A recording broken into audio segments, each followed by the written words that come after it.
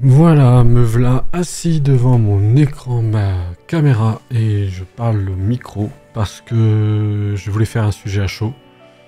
Quelque chose qui me traverse encore une fois aujourd'hui. La vie d'un hypersensible, c'est quand même pas facile, ça fait des hauts et des bas. On en apprend beaucoup sur soi, on apprend aussi à se découvrir autrement. Et on apprend à peut-être à garder un peu d'humilité en se disant, bon, bah, j'ai du boulot. Moi, l'hypersensibilité, j'ai découvert ça depuis que je suis enfant. J'ai découvert que j'étais hypersensible sans mettre de mots dessus.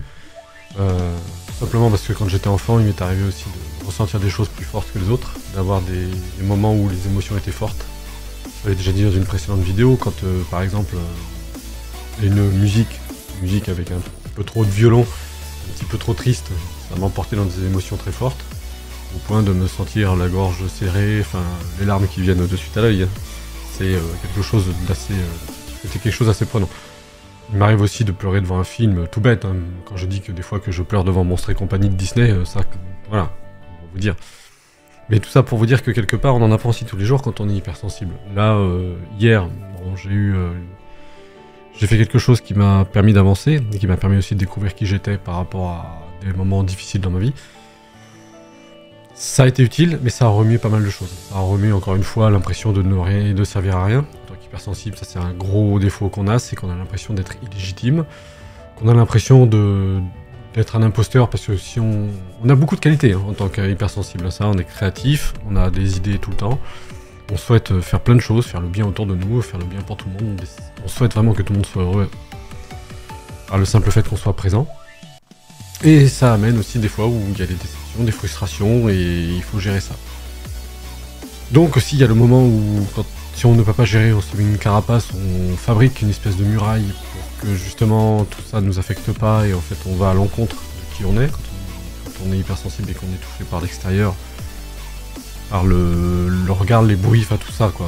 Hypersensible, je vous explique pas, pour ceux qui savent ce que c'est un calvaire. Le regard des autres. Le simple fait aussi d'aller à l'extérieur, d'être en contact avec des gens, la sociabilité, c'est difficile. Il y a certains degrés, mais il y a des moments où c'est très très difficile. Donc on se fabrique une carapace, on s'isole dedans, et puis à la fin c'est difficile d'en sortir, parce qu'en fait, comme je disais, on va à l'encontre de son propre soi. On va là où en fait on ne voulait pas aller, alors que notre petite voix intérieure nous disait c'est peut-être pas le bon chemin, c'est peut-être pas le bon endroit où tu dois aller, c'est peut-être pas la bonne chose à faire pour toi. Donc voilà, on s'enferme là-dedans, et un jour on se réveille, on dit mais qu'est-ce que j'ai fait? J'ai gâché mon temps, j'ai perdu du temps. Donc là on rumine, on ressasse, on se trouve tous les prétextes du monde pour se dire c'est de notre faute, que le seul responsable c'est nous, que la seule personne qui est oui responsable, voilà, c'est nous, notre démarche. Alors que c'est notre façon de penser qui est responsable, c'est pas nous. Nous en tant que tel, on a des qualités comme tout le monde, on peut très bien agir dans la vie. Mais on a une façon de gérer ça par le filtre de nos émotions, j'allais dire de mes émotions, mais si je parle de moi, oui. Mais en généralité, oui, l'hypersensible gère sa vie par rapport au filtre de ses émotions. Donc c'est assez compliqué de faire la part des choses, de se dire ce n'est qu'une vision, c'est que quelque chose qui n'est pas rationnel. C'est une façon de penser sur moi qui n'est pas réelle. Donc ça, c'est un travail tous les jours. Alors voilà, je voulais aussi venir là-dessus sur cette petite vidéo.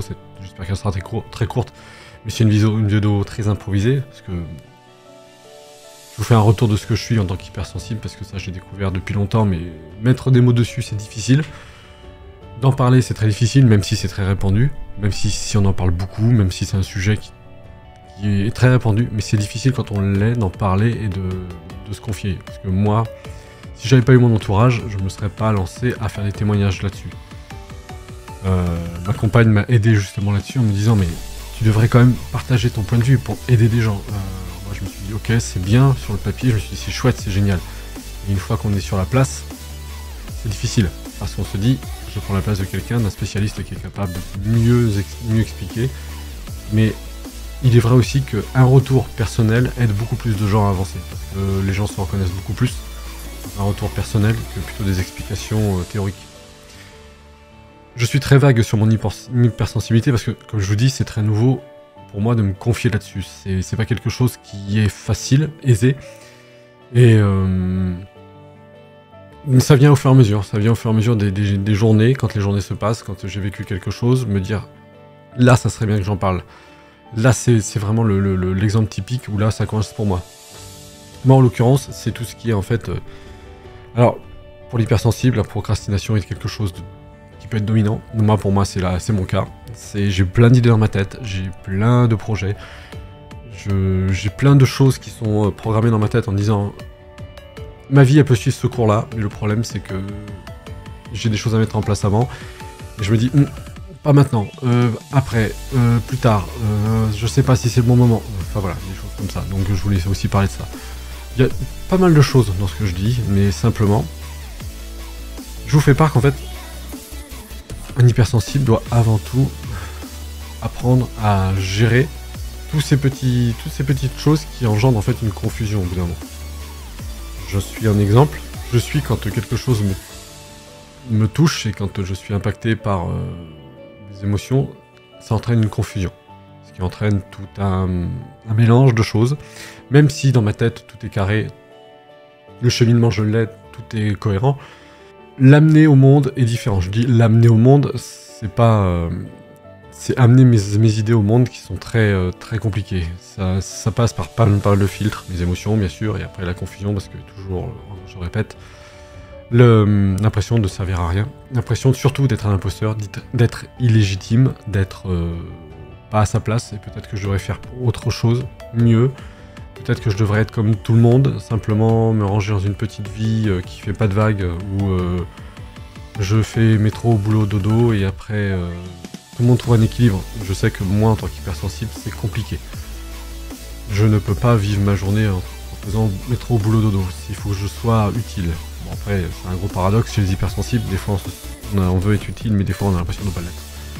Voilà. Bon, je sais pas si ça va être très cohérent. Pour ceux qui vont la regarder, cette vidéo, je ne sais pas si ça va intéresser beaucoup de monde, mais encore une fois, je fais des partages parce que je pense que le partage est beaucoup plus utile qu'un discours théorique, pour lequel je pense que j'aurais beaucoup de mal à appliquer aussi, en étant honnête.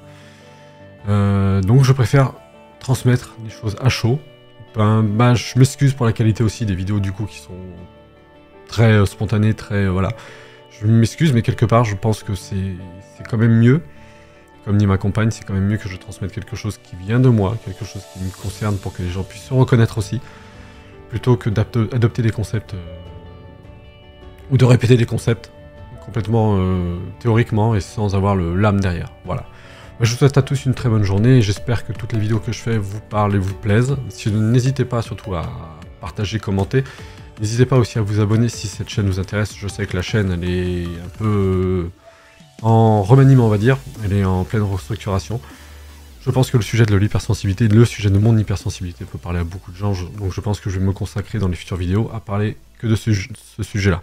Voilà, donc je vous souhaite à tous une très bonne journée, profitez bien et surtout, prenez soin de vous.